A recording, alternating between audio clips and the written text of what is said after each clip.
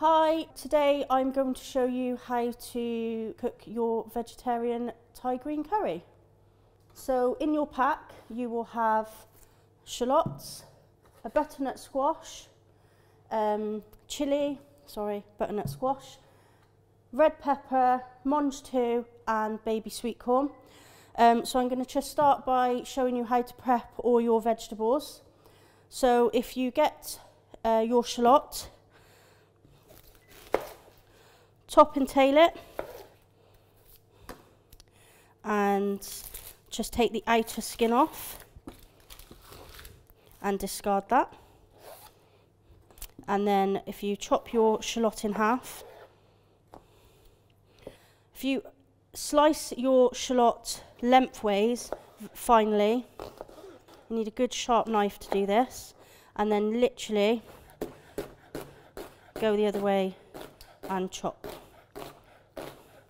Just be careful of your fingers because the shallot can be quite slippy, and then any big bits left, just chop it down with your knife. Once you've chopped your shallot, if you just set it aside, I'll now show you how to do your butternut squash.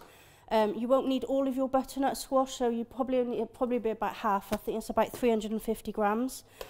So I've just chopped the top off, and if you just go round the edges of your butternut squash just to take the skin off, so you just leave the fleshy part of the butternut squash.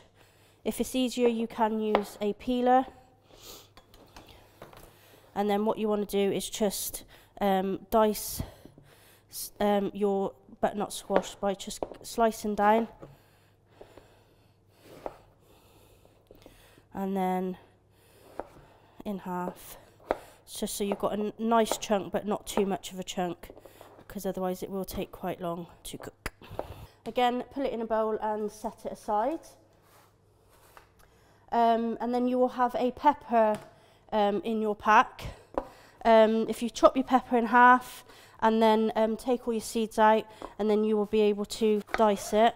I find it best to chop it into 3 and then just put it into a nice cube. Again, set it aside. You will have a red chilli. So with the chilli, take the top off and a little bit of the bottom. I would probably cut that in half and then in half again, just so it's a bit easier to manage. When you are working with chilies, you need to be really careful.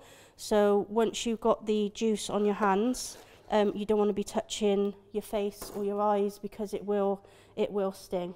Scrape the seeds out because they are actually the hottest part of the chili. Discard the seeds. And then with your chili, all you need to do is just finely chop it.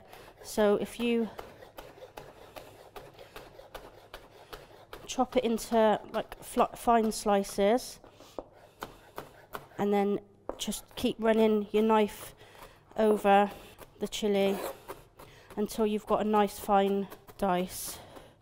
Pop it into a bowl, and at this point I would wash your hands. Right, so now you've washed your hands after doing your chili, if you get your baby corns, slice them in half and then in half again, so you should have some nice chunks. And then if you get your mange 2 out of your packet, just chop them in half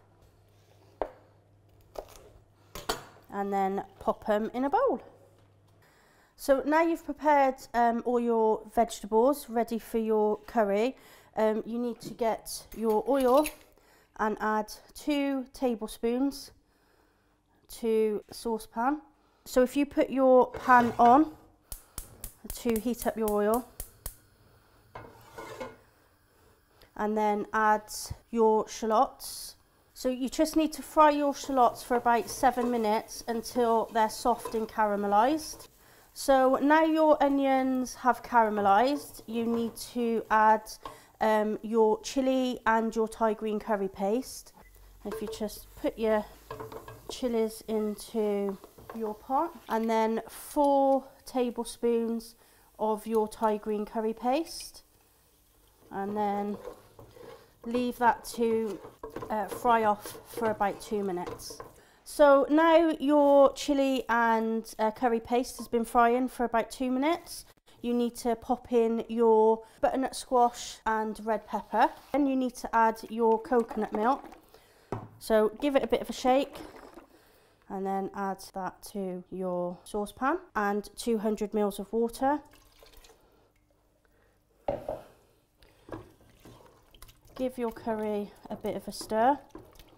So once you've got your coconut milk and water into the pan, if you just turn the heat down a little bit on your saucepan, and then leave it to simmer for about 15 to 20 minutes.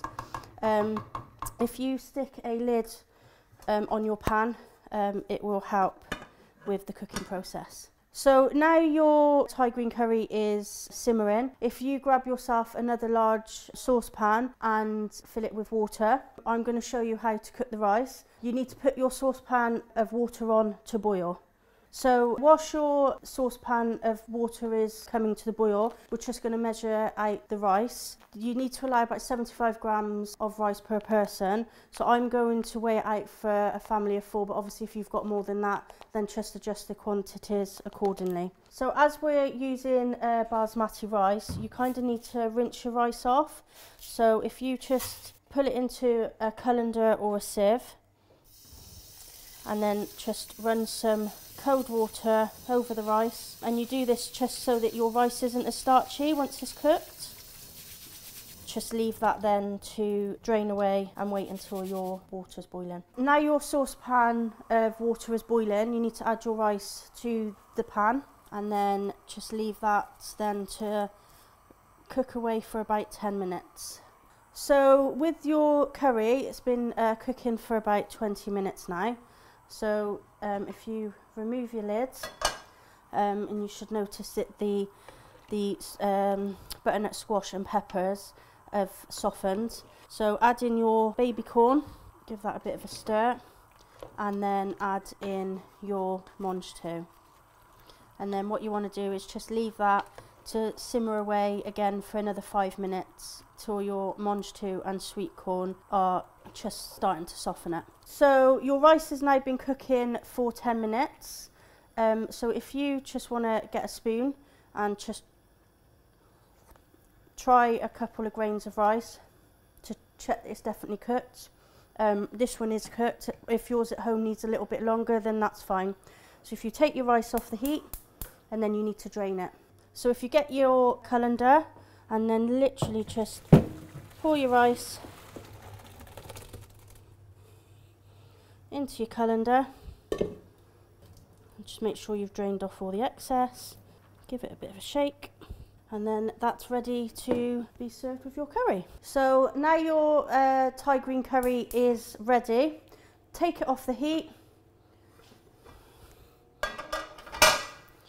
and it's ready to be dished up. So if you dish up your rice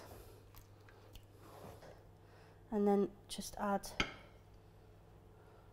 some of your Thai green curry, and then you'll also have a lime. So with your lime, if you just want to cut it into a wedge, and then you can serve it on the side of your plate, and then you can squeeze the lime over your rice if you want to. And there you have your vegetarian Thai green curry.